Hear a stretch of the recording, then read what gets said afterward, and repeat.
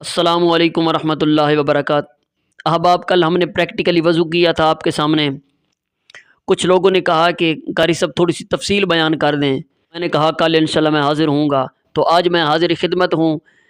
ابتدائی طور پہ وضو کے جو فرض ہیں وہ پیچھے میں نے ویڈیو اپلوڈ کی ہوئی ہے۔ ابتدائی طور پہ وضو کے 4 فرض ہیں، وہ بس میں مختصر سے آپ کو بتا دیتا ہوں۔ ابتدائی طور پہ وضو کے فرض ہیں 4، جن میں پہلا فرض ہے چہرہ دھونا، دوسرا فرض ہے کوہنیوں سمیت ہاتھ دھونا، تیسرا فرض ہے چوتھائی سر کا مسح کرنا، اور چوتھا فرض ہے ٹخنوں سمیت پاؤں دھونا۔ اب یہ فرض ہوئے، اب سنت طریقہ کیا ہے آپ کے سامنے میں بیان کرتا ہوں۔ ابتدائی طور پہ بسم اللہ شریف پڑھنی ہے۔ بسم اللہ کی برکت کیا ہے؟ حضرت سیدنا ابو ہریرہ رضی اللہ تعالیٰ عنہ آپ روایت کرتے ہیں، یہ ابو داؤد شریف کی روایت ہے، آقا کریم علیہ السلام نے فرمایا، حضور نے فرمایا، جو بندہ بسم اللہ شریف نہ پڑھے وضو سے پہلے اس کا وضو نہیں ہوتا۔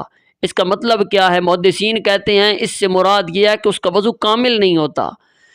اب اس کی برکت ایک اور بھی ہے، جب بندہ بسم اللہ شریف پڑھ کے وضو شروع کرتا ہے تو جب وہ مکمل کرتا ہے وضو، تو بسم اللہ شریف کی برکت سے اس کے سر کے بالوں سے لے کر پاؤں کے تلووں تک اس کے گناہوں کو اللہ تبارک و تعالی بھی معاف کر دیتا ہے، اس کے گناہ بھی دھل جاتے ہیں ساتھ۔ پہلے بسم اللہ شریف پڑھنی ہے، اس کے بعد اپنے ہاتھ دھونے ہیں یہاں تک 3 دفعہ 3 مرتبہ ہاتھ دھونے ہیں، اس کے بعد کلی کرنی ہے 3 مرتبہ۔ اب کوشش کرنی ہے کہ مسواک آپ کے پاس ہو، کیونکہ مسواک کے ساتھ جو نماز پڑھی جاتی ہے وہ 70 گنا اس کا ثواب بڑھا دیا جاتا ہے۔ نہیں آپ کے پاس تو اس انگلی کے ساتھ آپ نے منہ کو صاف کرنا ہے۔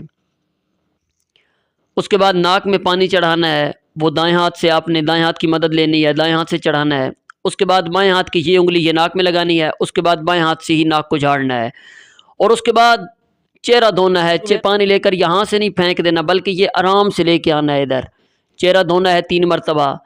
اب ایک اور چیز ہے، جن لوگوں کی گھنی داڑھی ہے، جس طرح یہ جو آپ کے سامنے ہے میری داڑھی یہ گھنی ہے، جس سے جلد نظر نہیں آتی، تو اس کے لیے حکم یہ ہے کہ وہ جو ہے وہ اپنی یہ جو گھنی داڑھی کا یہ جو ظاہر ہے اس کو دھونا اس کے لیے فرض ہے، ضروری ہے اس کے اوپر۔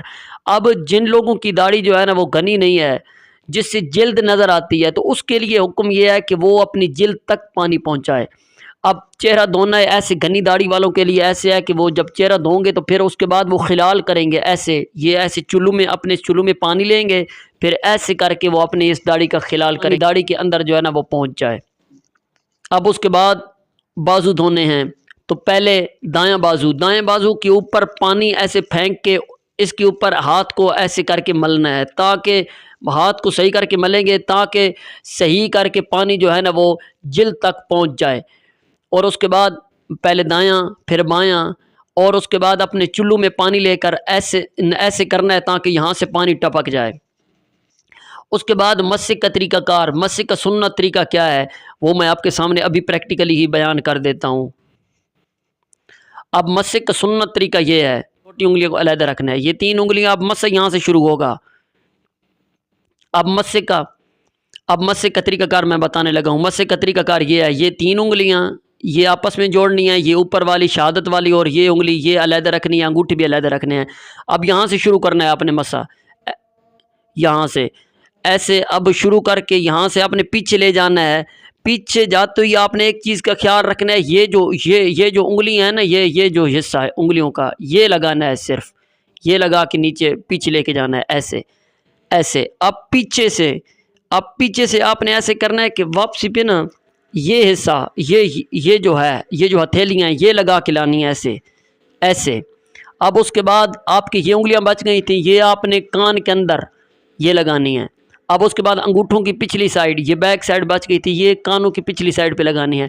اس کے بعد یہ ہاتھوں کی پچھلی سائڈ بیک سائڈ بچ گئی تھی، یہ آپ نے اس سے گردن کا مسح کرنا ہے، نہ کہ حلق کا۔ کئی لوگ حلق کا مسح کرتے ہیں تو حلق کا مسح جو ہے نا وہ مکروہ ہو جاتا ہے، تو آپ نے کیا کرنا ہے، صرف اس کا گردن کا مسح کرنا ہے ایسے، ٹھیک ہے۔ اس کے بعد انگلیوں کا ایسے خلال کر لینا ہے۔ اس کے بعد پہلے دایاں پاؤں پھر بایاں پاؤں۔ اب خیال رکھنا ہے کہ پاؤں کی جو انگلیاں ہیں ان میں اپنے بائیں ہاتھ کی یہ جو چھوٹی انگلی ہے یہ لگانی ہے تاکہ اس کے اندر جو ہے نا وہ پانی پہنچ جائے۔